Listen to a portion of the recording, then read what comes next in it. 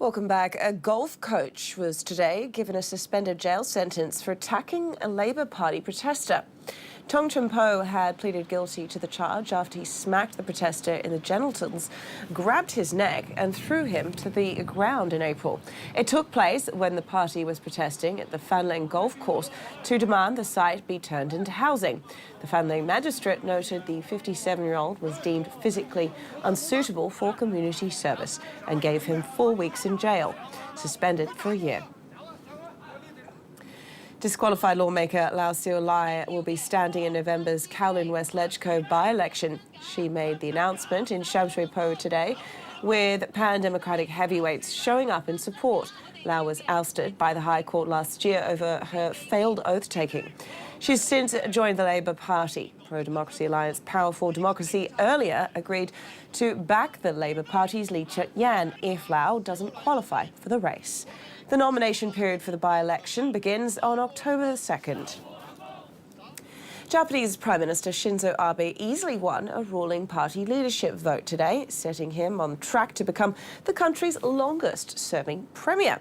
Well, our correspondent in Tokyo, Mai Yoshida, explains what his win means for Asia's second-largest economy. Well, as widely expected, the Prime Minister scored victory in the LDP race. Shinzo Abe is set for another 3-year term at the helm, automatically making him the country's longest-serving leader. The election was held at the LDP headquarters right behind me, where Abe faced off with sole challenger and former Defense Minister Shigeru Ishiba. Their biggest difference was on their take on Japan's pacifist constitution. Ishiba didn't want to rush ahead with the revisions, while Abe has been very keen to change the constitution to reinforce the country's defense. Now, he hasn't gotten public approval on changing the constitution yet, though, and his support rate remains tepid following the cronyism scandal a few months ago. But nevertheless, Abe kept his position as party leader, and he owes a lot to his economic reform plans.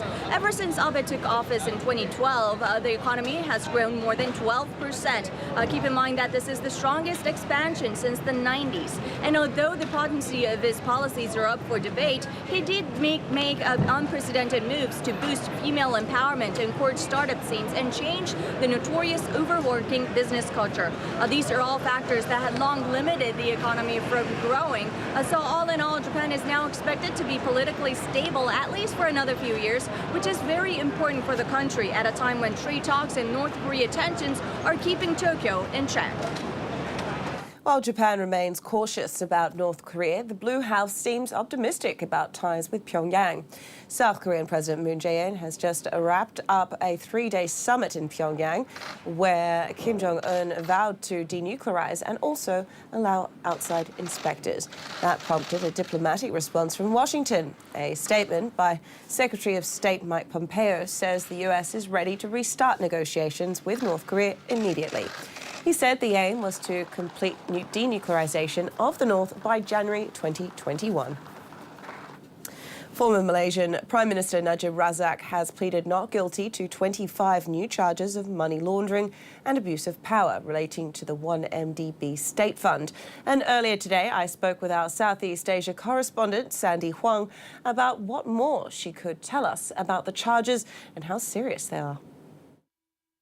Yes, well, the new charges include 4 counts of abuse of power tied to an amount of $556 million from the state fund. He's also charged with 21 counts of money laundering. These include receiving, using, and transferring illegal proceeds from 1MDB to other entities. The 24 fresh charges are on top of the 7 brought against him in July, which included criminal breach of trust and money laundering. But analysts say today's charges are the most serious yet, as they relate to a central allegation in the long-running scandal, and that is the hundreds of millions of dollars of state fund money entered Najib's own bank accounts before the country's 2013 election.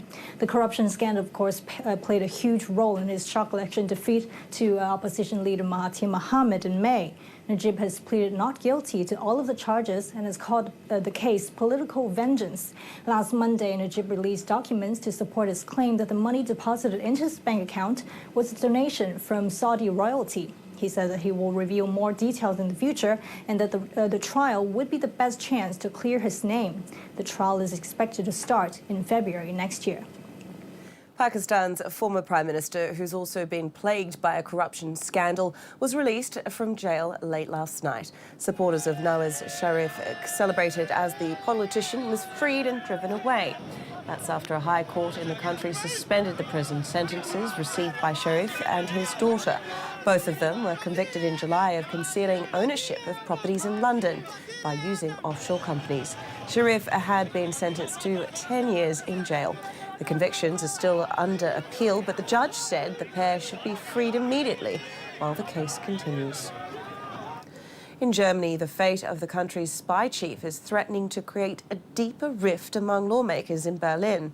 The head of Germany's intelligence agency, who was accused of harbouring far-right sympathies, was promoted instead of being sacked.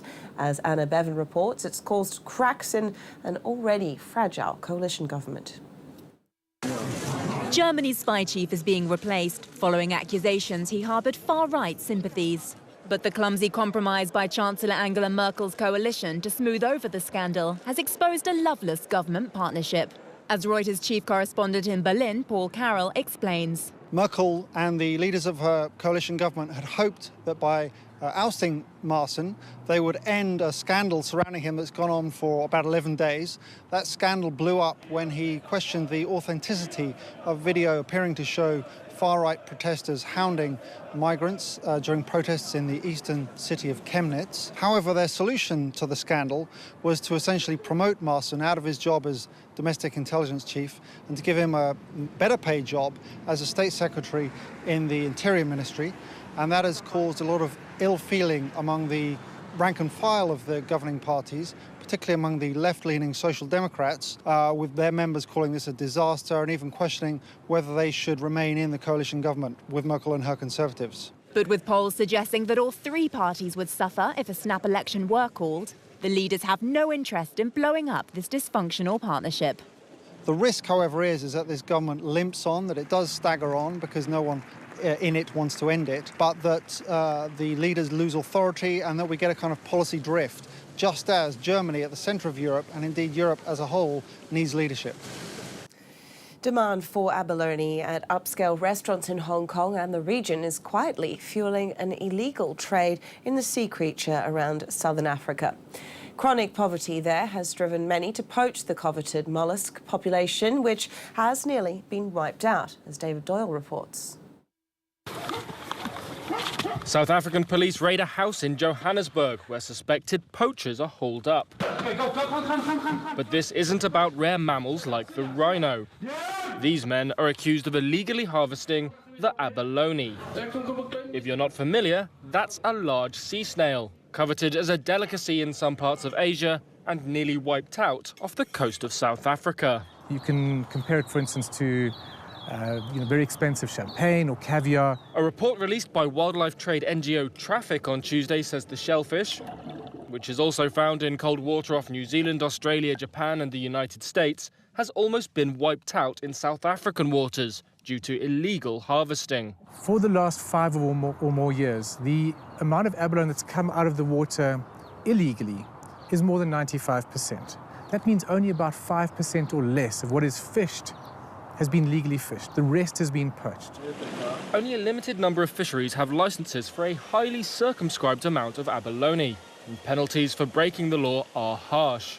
Nevertheless, an estimated 96 million were illegally harvested between 2006 and 2016. Government officials say the situation is so bad they may have to impose a blanket ban on all abalone fishing in a bid to stave off extinction. The epicenter of the poaching wave is South Africa's Western Cape province, where the Atlantic's waters were once rich with the gourmet mollusk. Chronic poverty and joblessness means the illegal abalone trade's rewards outweigh its risks, pushing mostly young men to risk shark attack as well as arrest, in the hunt for a delicacy that's been dubbed white gold. White gold, food for thought indeed. All right, time now for sports.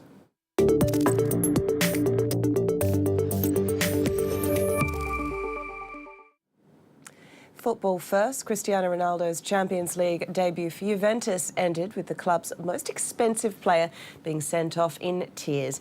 Juve rallied to win 2-0 at Valencia thanks to 2 penalties either side of half-time.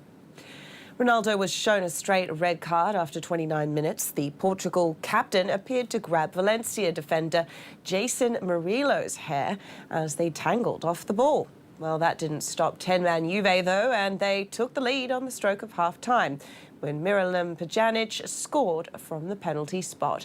He then added another spot kick shortly after the break. Well, Ronaldo's former club Real Madrid, meanwhile, got off to a winning start.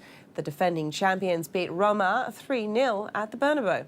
The Spanish champions made a flying start against last season's semi-finalists Roma, but took their time to make their dominance count. Isco curled home from 25 yards just before half-time. Gareth Bale added a second when he ran onto Luka Modric's excellent through ball and slotted home. And Mariano Diaz struck late to make it 3-0. Bueno, hemos hecho un buen partido. I think we played a good match, a Champions League match against a tough rival who last year were just 1 goal away from playing in the Champions League final. They eliminated Atletico Madrid in the group stage and Barcelona in the knockout round, and this year they improved their squad. It was a hard match, but I think we played well. Manchester City, meanwhile, have made a poor start to their European campaign. The Premier League champions suffered a surprise 2-1 defeat at home to Lyon. The visitors were 2-0 up by half-time with goals from Maxwell Cornet and Nabil Fekir. City manager Pep Guardiola could only watch on from the stands due to a touchline suspension. Bernardo Silva pulled a goal back, but it was too little too late, and City become the first English side in Champions League history to lose 4 consecutive matches in the competition. All right, that's it for now. Do make sure you join us tomorrow for all the stories shaping your world. I'm Britt Clennett, and this is View TV News. Bye for now.